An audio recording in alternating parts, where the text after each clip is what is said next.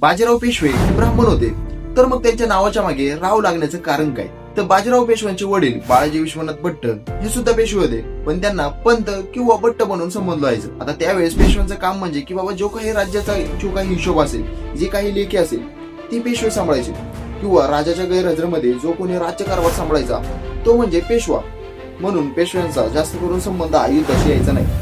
पण ज्यावेळेस 1720 साली बाजीराव हे पेशवे झाले, त्यावेळेस त्यांनी हिशोब नाही तर तलवार हातात घेतली, आणि त्याचमुळे त्यांच्या या युद्ध शक्तीमुळे, त्यांच्या या पराक्रमामुळे त्यांना राव ही पदवी देण्यात आली. आता राव म्हणजे काय?